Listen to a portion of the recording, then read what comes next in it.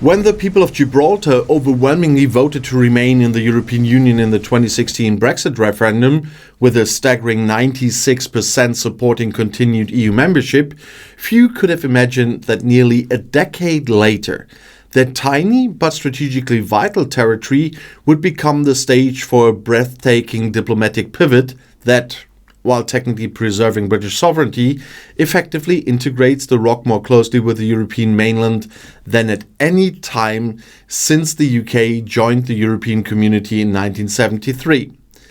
Now, thanks to the latest Brexit side deal, or more accurately, a product of prolonged post-Brexit desperation diplomacy, Gibraltar is set to enter the Schengen zone, abolish border controls with Spain, join the EU's customs union, and functionally erase the last hard frontier of Brexit on continental Europe, all while clinging tightly to its symbolic status as a British overseas territory.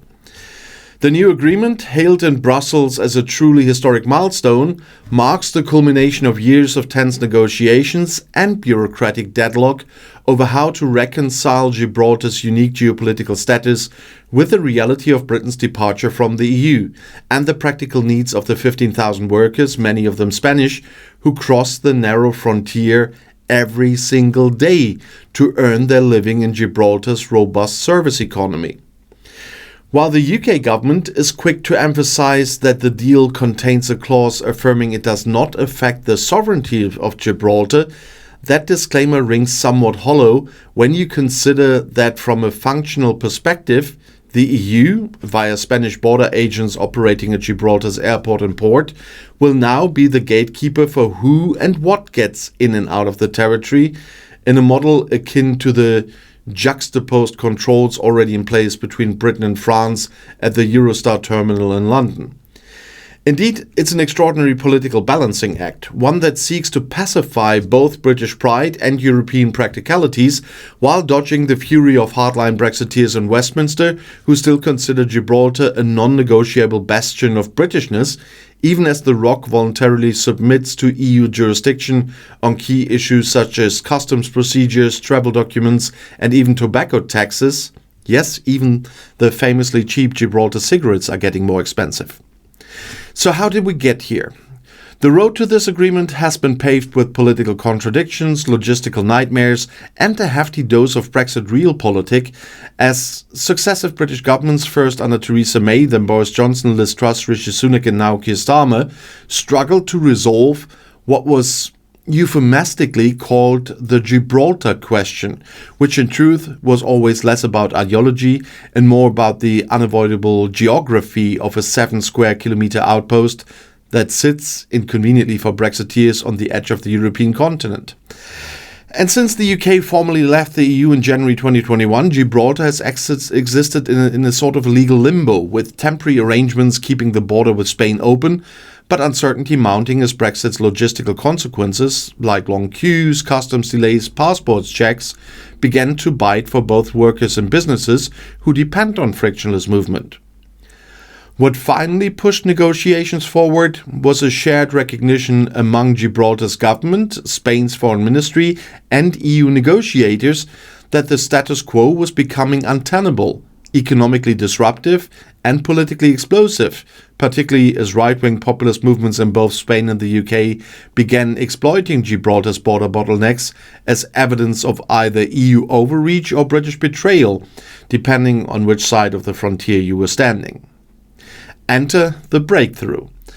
Under the terms of the new agreement, Gibraltar will now effectively join the Schengen area, allowing for passport-free movement of people between Gibraltar and Spain, while customs procedures will be handled in a streamlined fashion designed to eliminate physical checks on most goods in a system that mirrors the EU's arrangements with Switzerland, another non-EU entity with deep ties to the single market. EU Commissioner Maroš Šefčovič described the agreement as a practical solution to a political problem, emphasizing that while sovereignty remain untouched, the removal of all physical barriers, checks and controls will restore daily life to something resembling pre-Brexit normality, or, depending on your perspective, an unprecedented degree of integration with the EU under a Union Jack flag. Spanish Foreign Minister José Manuel Álvarez added the flourish of symbolism, declaring that with this deal, the last wall on continental Europe falls, echoing the kind of rhetorical flourish usually reserved for Cold War anniversaries, not post-Brexit border arrangements. For Gibraltar's Chief Minister Fabian Picardo, the agreement is a lifeline, politically, economically and socially. Picardo has long walked a delicate tightrope, fiercely defending Gibraltar's British identity while pragmatically lobbying for closer ties with the EU, and he did not miss the opportunity to frame the agreement as a triumph for sovereignty and common sense, stating that he was delighted with a deal that protects future generations of British Gibraltarians without conceding on the Union Jack.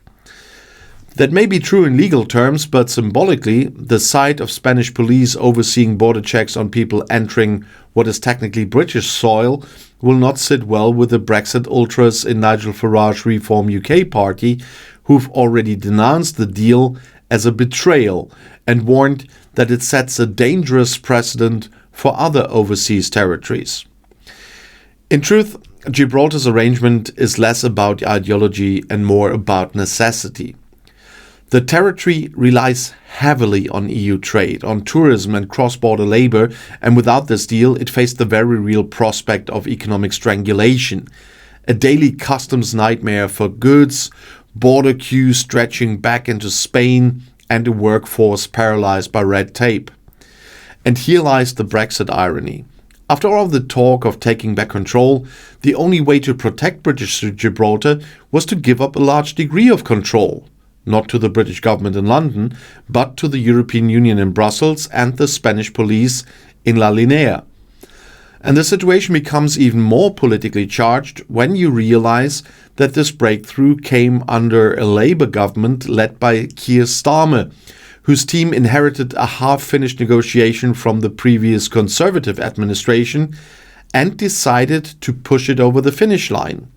albeit at the cost of enraging a sizable chunk of their own domestic electorate who still view Brexit as an unfinished revolution rather than a series of technical trade-offs. And yet, it's also a case study in political pragmatism. Rather than pretending sovereignty alone can solve cross-border logistics, the Gibraltar Agreement embraces the complexity of the modern world, where economic interdependence and geographic proximity demand cooperation, even between former partners whose official divorce was messy, painful, and yes, ideologically divisive. But the symbolism doesn't end there.